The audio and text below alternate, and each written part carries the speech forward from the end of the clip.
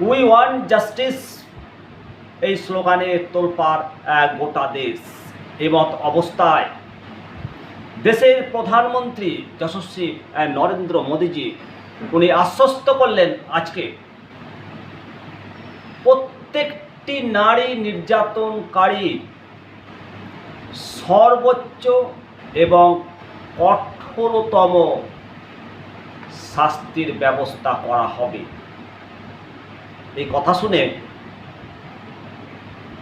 বুক কেঁপে উঠেছে সবার, সমস্ত নারী নির্যাতনকারী ধর্ষককারীদের। আজকে প্রধানমন্ত্রী নরেন্দ্র মোদীজি মুখে এই কথা শোনা গেছে। মূলত গোটা রাজ্য, গোটা দেশ, বিশ্ব উত্তাল। কর্তব্যরত অবস্থায় আরজিকর হাসপাতালের তরুণী চিকিৎসক ধর্ষণ এবং খুন করে হত্যা করা হয়েছে। তোলপাড় গোটা বিশ্ব। তদন্তভার গেছে সিবিআইয়ের হাতে। শহর, রাজ্য, দেশের বিভিন্ন প্রান্তের চিকিৎসকরা কর্মবিরতিতে নেমেছেন, রীতিমতো নিরাপত্তার দাবিতে কর্মবিরতি করছেন। সিআরপিএফ হাসপাতাল পহরা দিচ্ছেন, নবান্ন চলো অভিযানের ডাক দিয়েছে। নারকীয় ঘটনায় সর্বস্তরে কম্পন ধরিয়েছে। নারী নির্যাতন, বিশেষত যৌন হেনস্থার মতো স্পর্শকাতর ইস্যুতে আরও কড়া, আরও কঠোর, আরও কঠিন আইন আনার প্রয়োজনীয়তার কথা কেন্দ্রের কাছে তুলে ধরেছেন দলমত নির্বিশেষে সমস্ত রাজনীতিবিদ। এমনকি বাংলার মুখ্যমন্ত্রীও প্রধানমন্ত্রীকে এই ব্যাপারে চিঠি পাঠিয়েছেন। এমত অবস্থায় প্রধানমন্ত্রী চুপ থাকেননি।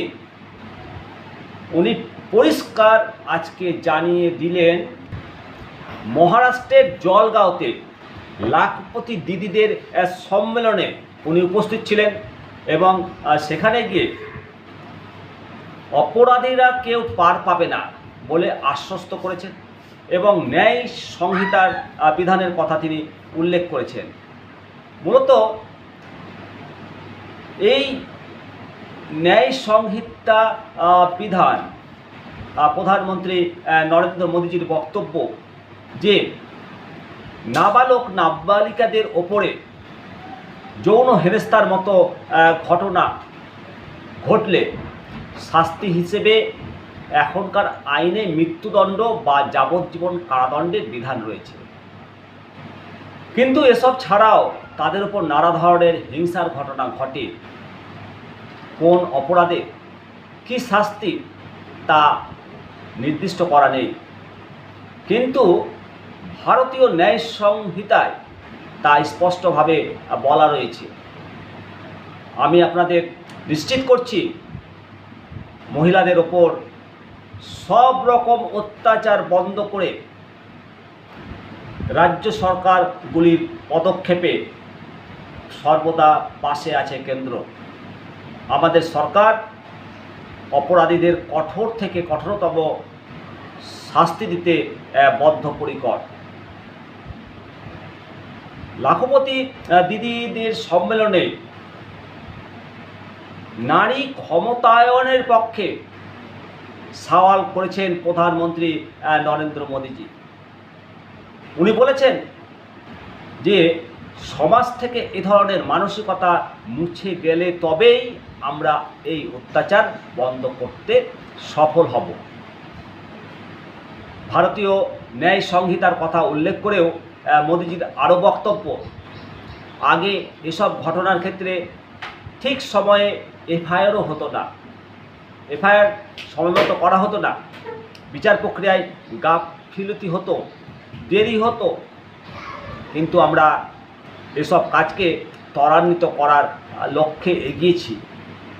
এখন মহিলাদের ওপর কোনো রকমের অত্যাচারের অভিযোগ থানায় না এসেও এফআইআর করা যায়, সেই ব্যবস্থা করেছেন।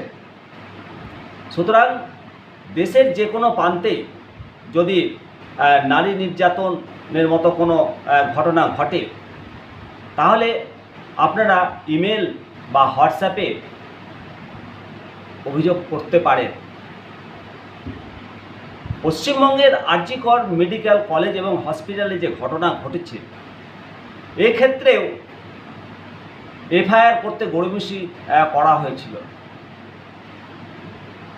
দীর্ঘ সময় পর এফআইআর হয়, সাধারণ জিডি হয়েছিল প্রথমে, তারপরে অনেকক্ষণ পর এফআইআর হয়েছে। এত নেগলিজেন্সি এফআইআর নিয়ে, যেখানে একটা সরকারি কর্মচারী সরকারি কর্মস্থলে অন ডিউটি অবস্থায় মারা যাচ্ছে, তার ক্ষেত্রেও তার ঊর্ধ্বতন কর্তৃপক্ষ, ঊর্ধ্বতন অফিসার এফআইআর করেনি। ভাবাচ্ছে। তাহলে আমরা কেউ নিরাপদ নয় নিজ নিজ কর্মস্থলে। কোনো মহিলা নিরাপদ নয়, কোনো পুরুষও নিরাপদ নয়। সর্বদা একটা ভয় ভীতি কাজ করছে। এই ভয় ভীতি বন্ধ করতে হবে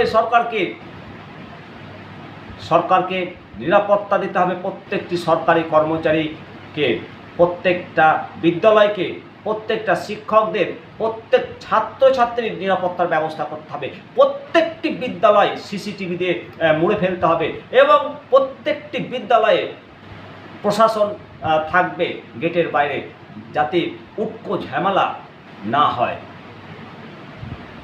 অবশ্যই প্রধানমন্ত্রীজির কাছে অনুরোধ করব, যেভাবে আজকে পশ্চিমবাংলার মান সম্মান নষ্ট হয়েছে, ধুলায় মিশে গেছে, সাথে সাথে দেশেরও। একজন ডাক্তারি পড়ুয়া তরুণী চিকিৎসক, যার চোখে ছিল অনেক স্বপ্ন, আর সেই স্বপ্ন দিয়ে হাজার হাজার লক্ষ লক্ষ মানুষের জীবন বাঁচত,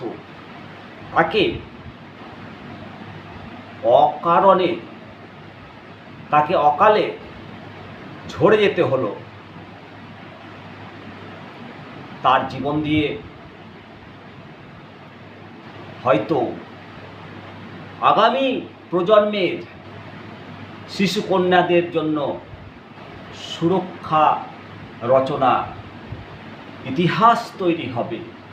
সেই জন্যই হয়তো ঈশ্বর তাকে অকালে প্রস্ফুটিত হওয়ার আগেই তার পাপড়িগুলো ছিঁড়ে তছনছ করে তাকে ঝরতে বাধ্য করল। অবশ্যই আপনারা মতামত দেবেন। দেখতে থাকুন নিমতা দর্শন। ভালো থাকুন, সুস্থ থাকুন। নমস্কার।